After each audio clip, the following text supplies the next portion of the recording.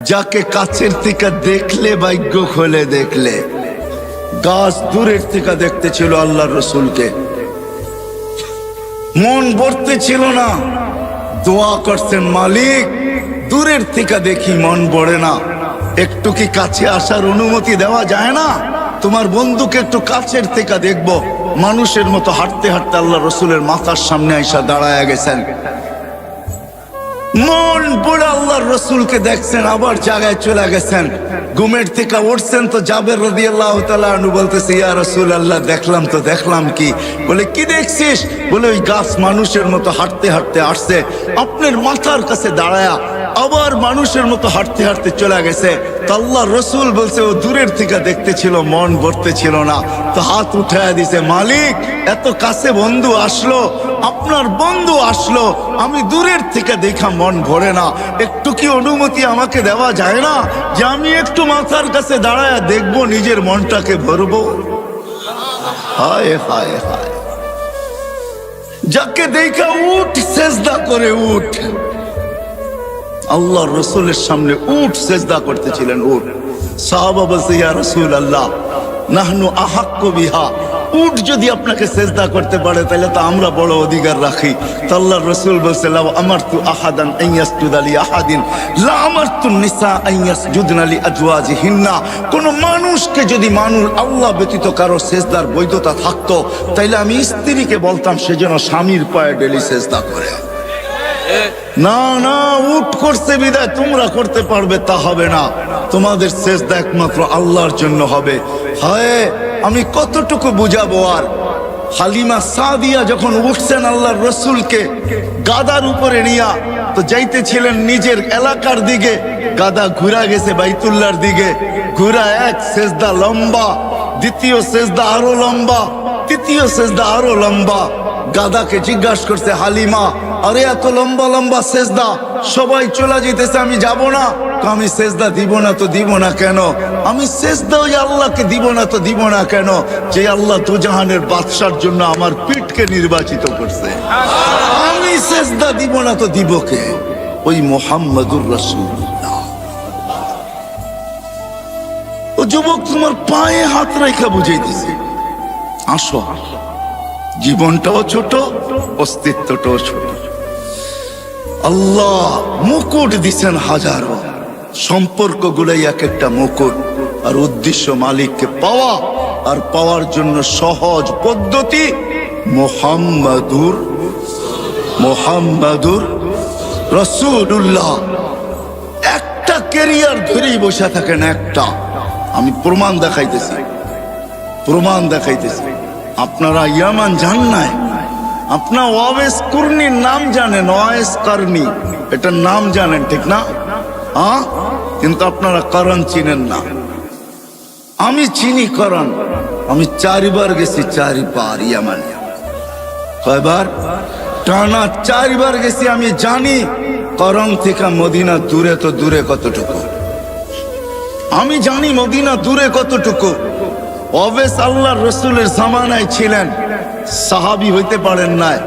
অবেস সাহাবি হবে তো হবে কি কইরা?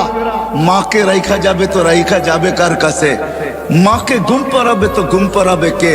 মাকে খাওয়াবে তো খাওয়াবে কে? ঘুমের থেকে উঠাবে তো উঠাবে কে?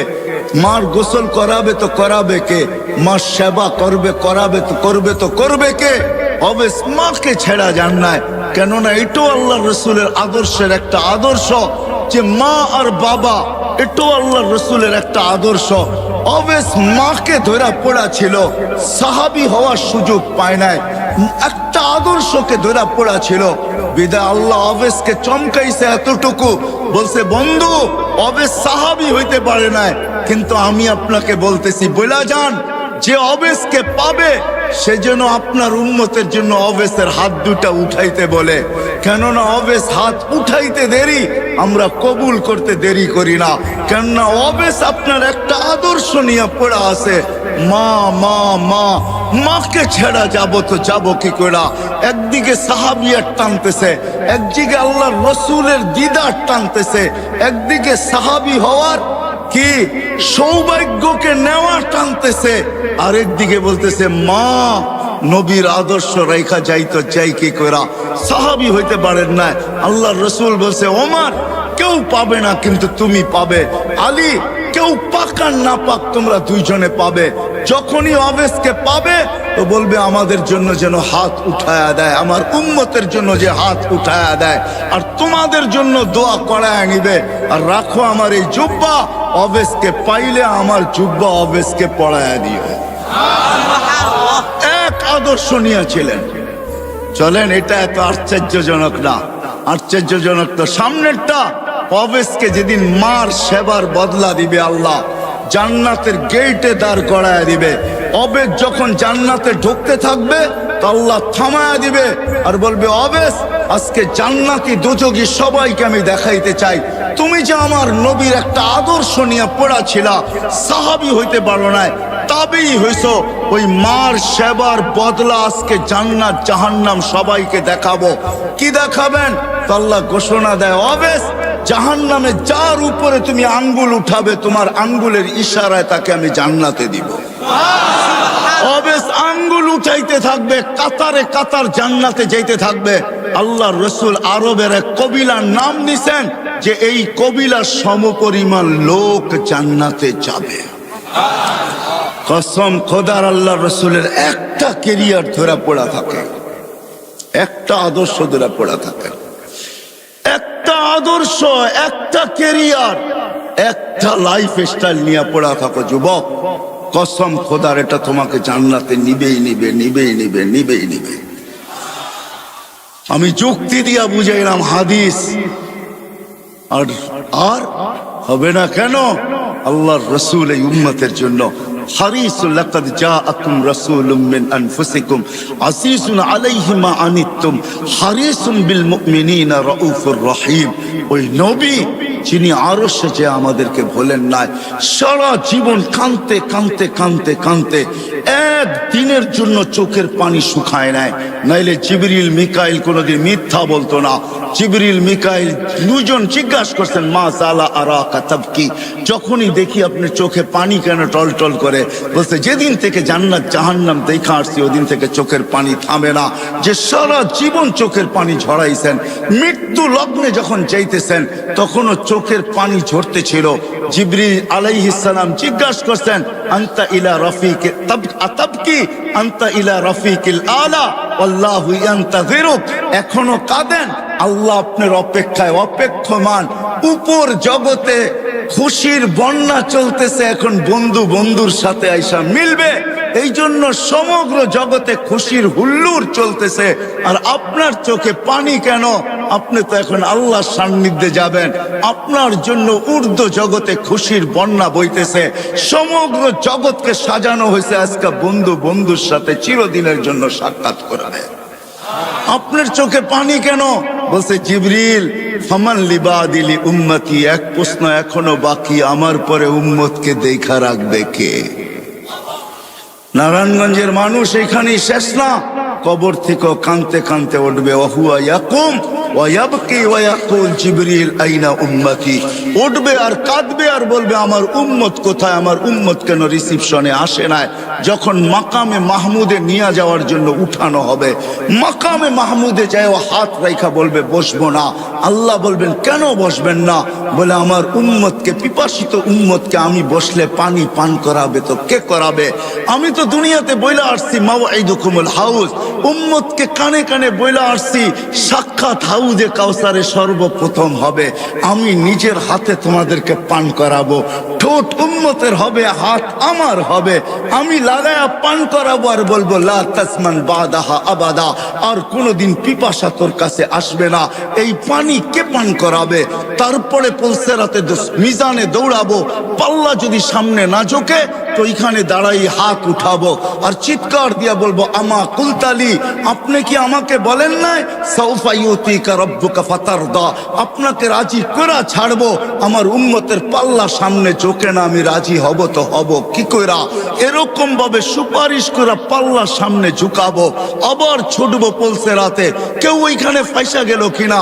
যদি ফাইসা যায় থাকে তো দুরুদের গাঠি নিজের মাথায় কইরা নিব, উম্মতের মাথায় রাখবো, যেগুলো আমরা দুনিয়াতে আজকে পড়তেছি, আর দুরুদের গাঠি দিয়া বলবো ফাবুরু সালিমিন, যাও তুমি শান্তির সাথে পার হয়ে যাও, আমি বসবো না। যেই নবী কিয়ামতের মাঠে পর্যন্ত উম্মতি গুলা চিৎকার দিবে।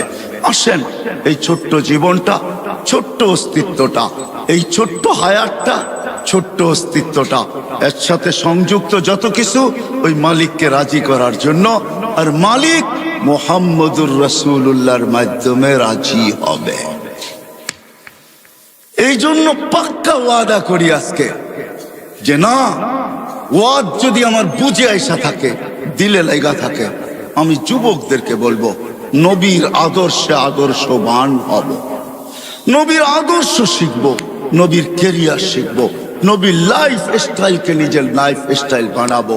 ওয়াদা পাক্কা? বিলকুল। আল্লাহ কবুল করুক। কিন্তু নবীর আদর্শের ভিতরে, নবীর আদর্শের ভিতরে সবচেয়ে বড় আদর্শ যেটা দুনিয়াতে আসতে দেরি, ওই আদর্শের মেসেজ আমাদেরকে দিতে দেরি করেন নাই। আর যেদিন দুনিয়ার থেকে যাইতেছিলেন ওই দিন এই চিৎকার দিতে দেরি করেন নাই, আসসালা আসসালা ওয়া মা মালাকাত আইমানুকুম। আইসো নামাজের মেসেজ দিছেন, যাওয়ার সময় নামাজের মেসেজ দিতে দিতে গেছেন। ওই নামাজ নবীর আদর্শের সবচেয়ে বড় আদর্শ। নামাজের চেয়ে বড় কোনো আদর্শ নাই। এই জন্য আজকে ওয়াদা করব যে আজকের থেকে নামাজ কোনো অবস্থায় ছাড়ব না। পাক্কা? আল্লাহ কবুল করুক। নামান। কিন্তু আমি নারায়ণগঞ্জের যুবকদেরকে এটাও বলবো, আপনি ছাড়তে পারেন, তুমি ছাড়তে পারো, মা বোনদেরকেও বলতেছি ছেড়া দিতে পারেন। কিন্তু একটা কথা শুনতে হবে, আব্দুল কাদের জিলানী যদি না লিখতেন আর উনি যদি না বলতেন, আমি কোনোদিন বর্ণনা করতাম না। আব্দুল কাদের জিলানী রহমতুল্লাহ আলাইহি লেখছেন, শুকর সকালবেলা উঠা আল্লাহকে বলে লাকাল হামদ খালাকতানি আবতারা খালকিক, ও মালিক, সৃষ্টির ভিতরে আমি সবচেয়ে নিকৃষ্ট, তারপর তোর প্রশংসা। কিন্তু মালিক, আমি নিকৃষ্ট হইলে হবে কি, আমার চোখেও আমার চেয়ে একজন বেশি, আমার চোখে আমার চেয়েও একজন নিকৃষ্ট আছে। আল্লাহ জিজ্ঞাসা করে, কে? তোমার চোখে তোমার চেয়ে নিকৃষ্ট? বসে যাকে তুমি 5 বেলা ডাকো তারপরও আসে না, ও আমার চোখে আমার চেয়েও নিকৃষ্ট। তো শুকর আল্লাহকে লজিক দেয়, লজিক। কেননা আমি মরবো, একদিন আসবে আমি মাটি হয়ে যাব। কিন্তু যাকে তুমি 5 বেলা ডাকো আর ও আসে না, উকুদুহান নার, ও তো জাহান্নামের ইন্ধন হবে। বিদায় ও আমার চোখে আমার চেয়েও নিকৃষ্ট। বিদায় আমি সবার কাছে হাত জোড় দরখাস্ত করতেছি, যতদূর আমার আওয়াজ চায়, যে আমার কথা শোনা থাকে বা শুনতেছে, আপনি নামাজ ছেড়া দিতে পারেন। যুবক তুমিও পারো, নারী মা বোন আপনারাও পারেন, কিন্তু বাইবা নিবেন, শুকরের চোখে আমি যাব তো যাব কোথায়? এই জন্য হাত জোড় দরখাস্ত, নামাজ কোনোদিন ছাড়বো, কোনোদিন ছাড়বো। আজকে থেকে নবীর আদর্শ শিখব এবং নিজের ক্যারিয়ার শিখব, লাইফ স্টাইলকে লাইফ স্টাইল বানাবো। কিন্তু শিখার ক্ষেত্র পাবো তো পাবো কোথায়? হতে পারে আজকে তো দুনিয়া বলে, এক সময় বলতো দুনিয়া যে দুনিয়াটা হাতের মুঠায়, এখন দুনিয়ারা বলে দুনিয়াটা আঙ্গুলের মাথায়, ঠিক না? টাচ করতে দেরি, পাইতে দেরি হয় না। না না না, এটা সঠিক পদ্ধতি না যে আপনি সবকিছু নেট থেকে সংগ্রহ করবেন। কেউ যদি বলে এটাও তো একটা প্রযুক্তি, মানি আমি এটা প্রযুক্তি, তাতে কিছু আসে যায় না, কিন্তু এটা নেটের থেকে না। আপনি নেটের থেকে পাইলো, কিন্তু আপনি হাইটা আসার ফজিলত পাবেন তো পাবেন কোথায়? একজন আলেমকে জিজ্ঞাসা করার ফজিলত পাইবেন তো পাইবেন কোথায়? ওনাকে দেখার ফজিলত পাইবেন তো পাইবেন কোথায়? ওনার সোহবতে অতক্ষণ সময় বসার ফজিলত পাবেন তো পাবেন কোথায়? সময় নাই আমার, নাইলে আমি দেখাইতাম যে এক একটা কত ফজিলত রাখে। চলেন একটাই শুনানি। জান ওলামা আছে, কিতাবের নাম বলে দিতেছি, লুবাবুল হাদিস আলা কাউলিল হাসিস, জালালউদ্দিন সুয়ুতি রহমতুল্লাহ লেখা, ইবনে মাজাহ শরীফ সিয়াসত, তার এক কিতাব। আল্লাহর রাসূল এটাও বলছেন, যে হক্কানি আলেমদের জিয়ারত করলো সে যেন আমার জিয়ারত করলো। আরেক রিওয়ায়াতে আছে হাইয়ান, আমাকে জীবিত দশায় দেখলে যেরকম জিয়ারত হতো ওরকম জিয়ারত যেন তার সওয়াব সে পাবে। বিদায় আপনি নেটের থেকে এটা পাবেন তো পাবেন কোথায়? ঠিক না? কই পাবেন? এই জন্য শেষ কথা, আসেন এতগুলা মসজিদের উলামায়ে কেরাম আপনাদেরকে জমা করছেন আর সবাই হক্কানি আলেম, এদের কাছ থেকে নবীর জিন্দেগি শিখি, লাইফ স্টাইল শিখি, আল্লাহকে রাজি করি, মনের আশা আল্লাহ পুরা করবে, এটা আল্লাহর ওয়াদা। কেননা আল্লাহ ওইখানে যদি পুরা করে, মা তাস্তাহি বলছেন আল্লাহ কোরআনে, মা তাস্তাহি আনফুসুকুম, মনটা এইখানেও যেরকম ওইখানে ওরকমই থাকবে। বোঝা গেল মনের আশা আল্লাহ পুরা করবে। আল্লাহ আমাদের সবাইকে আমল করার তৌফিক দান করেন। ওমা আলাইনা ইল্লাল বালা। আমাদের অস্তিত্বটাও ছোট, 6 ফিট 6.5 ফিট, এটা হলো আমাদের অস্তিত্ব। 7 ফিটের খুব কমই লোক এখানে পাওয়া যাবে যারা একত্রিত হয়েছি। মনে হয় না কেউ 7 ফিট হবে, বেশির থেকে বেশি 6.5 ফিট, 6.25 ফিট। তো অস্তিত্বটাও কিন্তু আমাদের ছোট। আমার কথা বোঝেন তো? সুরটুর কিন্তু হবে না, এটা আগের থেকেই বুঝা বসতে হবে যে খুব সুর হবে। সুর আমার কাছে নাই, কোত্থেকে দিব? বিদায় এরকম কথা হবে, দিলের কানে শুনলে আশা করি বুঝে আসবে। অস্তিত্বটা আমাদের অনেক ছোট, 6 ফিট 6.5 ফিট 6.25 ফিট, কিন্তু 7 ফিট খুব কম। আবার যারা একটু বেশি লম্বা হয় এরকম লোকের সংখ্যা খুব কমই। যেমন অস্তিত্বটা ছোট, এরকম আমাদের বয়সটাও ছোট, 60-70 বছর। অস্তিত্বটা ছোট ছিল, যদি বয়সটা একটু ছোট হইতো তাইলেও হয়তো মনটাকে বুঝাইতে পারতাম যে অস্তিত্বটা ছোট কিন্তু বয়সটা অনেক বড়। কিন্তু অস্তিত্ব যেমন ছোট, বয়সটাও তেমনই ছোট। 60-70 বছর, এটা একটা বয়স হইল, কি বলেন? দেখতে দেখতেই তো 15টা বছর কেটে যায়, তারপরে যে প্রাপ্ত বয়স্ক হয়। তাহলে অস্তিত্বটা যেরকম ছোট, আমাদের বয়সটাও তেমনই ছোট। কিন্তু অস্তিত্ব ছোট, বয়স ছোট হইলে হবে কি? তাতে কিছু আসে যায় না। এই ছোট্ট জীবনটা কিন্তু, আর এই ছোট্ট অস্তিত্বটাকে আল্লাহ শত না হাজারো মুকুট দ্বারা সাজাইছেন। মুকুট বুঝেন? মাথায় মুকুট পড়ে না? আল্লাহ কিন্তু মুকুট দ্বারা সাজাইছেন।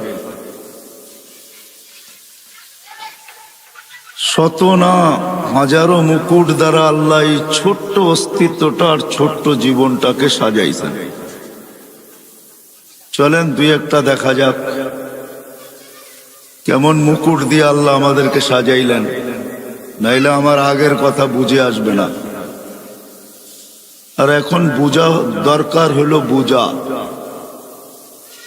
বুঝা ব্যতীত কোনো জিনিস যতক্ষণ পর্যন্ত দিলে না গাথে ততক্ষণ পর্যন্ত করা সহজ হয় না। যদিও প্রতিনিয়ত প্রতিদিন নারায়ণগঞ্জের কবরস্থান ভরতেছে, মউত এটা সত্য জানি, কিন্তু দিলে গাথে নাই।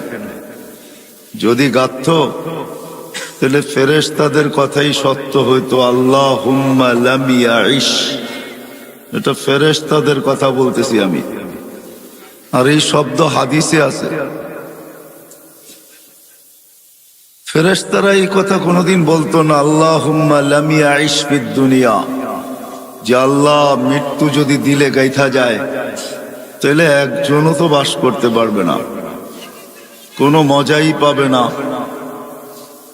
বিদায় বুঝা গেল মৃত্যু সত্য, এটা মানি, মারা যায় চোখে দেখি, কবর দেওয়া হয় এটাও জানি এবং দেখি, কিন্তু আসলে মৃত্যুটা দিলের ভিতরে গাঁথে নাই। যদি গাঁথতো তাইলে মনে হয় না আমরা এই ছোট্ট জীবনটায় কোনো মজা পাইতাম, কোনো মজাই থাকতো না, ঠিক না? কি বলেন? হয়তো কেউ কিছু খায়া ঝিমাইতে থাকে, মনে হয় বোঝেন নাই, কেউ কিছু খায়া ঝিমাইতে থাকে, ঝিমায় না? মনে হয় বোঝে নাই যুবকরা। কেউ কিছু খায়া ঝিমাইতে থাকে, আর আমরা হয়তো মৃত্যুর চিন্তায় ঝিমাইতে থাকতাম, ঠিক না?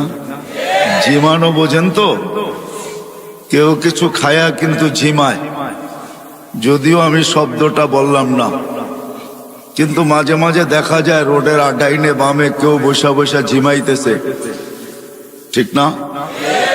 আমরাও সবাই মৃত্যুর চিন্তায় ঝিমাইতে থাকতাম। যা হোক, জীবনটা ছোট, অস্তিত্বটাও ছোট। সাজাইছেন আল্লাহ হাজারো মুকুট দিয়া। যুবকের যৌবনটাও কিন্তু একটা মুকুট। যার নাই ওকে জিজ্ঞাসা করেন কি নাই। স্বাস্থ্য যতই থাকুক, সুদর্শন চেহারা যতই হোক, হাট্টা গাট্টা যতই হোক, যত বড়ই পয়সাওয়ালা হোক, সব কিছু মানি, কিন্তু যদি মুকুট না থাকে যৌবন, তাহলে হারবাল, কলিকাতা হারবালে যাবে আর আসবে, ঠিক না? মুকুট কেউ ফিরাইয়া দিতে পারবে না। যুবকের যৌবনও কিন্তু মুকুট। কেমন মুকুট? যদি মুকুট না হইতো তাহলে আল্লাহ কোনোদিন এই কথা বলতেন না, যুবক তোর যৌবন মুকুট। কেমন মুকুট জানিস? হায় হায়, তুই আরশের নিচে বৈশা মেলা দেখবি, তোর আরশের নিচে চলতে থাকবে মেলা, আর তুই থাকবি ওই মেলায়, আর আরশের বাহিরে হইতে থাকবে হিসাব কিতাবের খেলা। সাবআতুন ইয়াযিল্লুহুমুল্লাহু তাহতা যিল্লি শাবুন নাশা ফি ইবাদাতিল্লাহ। তাহলে আল্লাহ কোনোদিন এই কথা বলতেন না, যৌবন যদি একটা মুকুট না হইতো তাহলে যুবককে আল্লাহ এই কথা বলতেন না, যুবক আরশের নিচে আমি ওই মেলায় তোকে স্থান দিব, যেই মেলায় 7 শ্রেণীর লোক ওই মেলায় থাকবে, ওরা মেলায় বিভোর থাকবে, আর আরশের বাহিরেই খেলা চলতে থাকবে, যেটাকে হিসাব কিতাব বলে। তাইলে এই হাদিস কোনোদিন আসতো না। মনে হয় বুঝাইতে পারি নাই। যৌবনও একটা মুকুট, কিন্তু বিশাল মুকুট। দুনিয়ার হিসাবও মুকুট দেখাইলাম, আবার আল্লাহ প্রদত্ত মুকুট। যৌবন যদি মুকুট না হইতো তাহলে হাদিসে কুদসি কোনোদিন আসতো না। আল্লাহ যুবককে দেখা, ওই যুবককে দেখা আল্লাহ এই কথা বলতেন না, যেই যুবক শাবাবা খুশা, যেই যুবক আল্লাহর ভয়ে নিজেকে লজ্জাপতির মতো গুটায় নিছে, তাইলে ওই যুবককে দেখায় আল্লাহ এই কথা বলতেন না। ফেরেশতাদেরকে এই কথা কোনোদিনও শুনাইতেন না, ইন্নী উবাহি বিহিল মালাইকা, ও ফেরেশতারা, আমি এই যুবককে নিয়ে তোমাদের উপরে গৌরব করি। এই শব্দ আল্লাহ কোনোদিন বলতেন না। যৌবনও একটা মুকুট। এরকম যদি দেখাইতে যাই, কোরআনের ওই কথা তো রয়েই গেল, ওয়ালাকাদ কাররামনা বনি আদম। আল্লাহ বলে শ্রেষ্ঠত্বের মুকুটও তোর মাথায়। কোরআন বলতেছে শ্রেষ্ঠত্বের, তুই ছোট হইলে হবে কি? কেননা তুলনা করতে গেলে আমার কাছে সময় হবে না যে আমরা অস্তিত্বগতভাবে কতটুকু ছোট। জিবরিল আলাইহিস সালামের সাথে তুলনা চলবে না আমাদের, কেননা ফাইদা রাসুহু ফাওকা সাবঈ সামাওয়াত, উনার মাথা 7 আকাশের উপরে, রিজলুহু তাহতা সারা, পাও 7 জমিনের নিচে, সিত্তু মিয়াতু জানা, 600 ডানা, লাউ কাশাফা জানাহাই লাগাত্তাল মাশরিক ওয়াল মাগরিব, 2 ডানা প্রসারিত করলে 2 সীমান্ত ঢাকা যায়। ওটার সামনে তো আপনার আমার কোনো তুলনাই নাই, বিধায় ওনাকে দিয়ে আমাদেরকে তুলনা করলে চলবে না। কোনো পার্সেন্টেজ নাই। জমিনেরটা দিয়ে আমাদেরকে তুলনা করতে হবে। জমিনেরটা দিয়ে তুলনা করতেও যদি যাই তাহলে পাওয়া যায় সুলাইমান আলাইহিস সালামের দাওয়াতে যেই মাছ আসছিল সর্বপ্রথম, উনি জমিনের প্রাণীকে একবেলা খাওয়াইতে চেয়েছিলেন, অনুমতি আল্লাহ দিয়া দিছিলেন। উনি 6 মাস বৎসর বর পাকায়া যখন রেডি করছেন, আল্লাহকে বলছেন মেহমান পাঠান। আল্লাহ বলছে জল না স্থল? বলছে জল আগে পাঠান, স্থলের মানুষগুলা তো বাড়ির মানুষই, ওরা পরে খাবে না। তো আল্লাহ জলের থেকে একটা মাছ পাঠায়া দিছিলেন শুনছিলাম। মাছ এসা সালাম দিয়া বলছে আল্লাহর নবী আজকে তো আপনারই মেহমান। বলে বিলকুল। বলে খাওয়া রেডি? বলে বিলকুল রেডি। তো খাইতে শুরু করছেন, যা পাকাইছেন 1 বছর পর্যন্ত জিন ইনসান দিয়া সব খাইছেন। যেই পাতিল দিয়া পাকাইছেন ওগুলা খাইছেন, যত বর্তন সর্তন পেয়ালা শেয়ালা যত চামচ চুমচ সব খাইছেন, এমনকি চাটাই পর্যন্ত খায়া ফেলছেন। সব খায়া যেমন পাকানের আগে পরিষ্কার ছিল এমন পরিষ্কার করে দিছেন। তো সুলাইমান আলাইহিস সালাম বলতেছিলেন এমন পেটুক তো দেখি নাই। তো বলছে আল্লাহর নবী মেহমানকে এরকম ভাষায় বলা উচিত না, অন্য কেউ যদি বলতো তো মেনা নিতাম, কিন্তু আপনি আল্লাহর নবী হইয়া এরকম বললেন, তো বললেন কি কইরা? বিদায় আপনি যখন খোঁচা মাইরাই দিলেন তো আমি সত্য বলতে বাধ্য হইলাম। আল্লাহ আমাকে ডেলি এরকম 3 লোকমা দেয়, আপনি তো 1 লোকমা দিলেন, বাকি 2 লোকমার জায়গা এখনো খালি আছে। তাকে দিয়েও কিন্তু আমরা তুলনা করলে হবে না। একটা হাতি দিয়েও যদি তুলনা করি তার তুলনায় আমরা বহুত ছোট, ঠিক না? বিদায় অস্তিত্বটা আমাদের ছোট, কিন্তু অস্তিত্বটা ছোট, আবার বয়সটাও কিন্তু ছোট।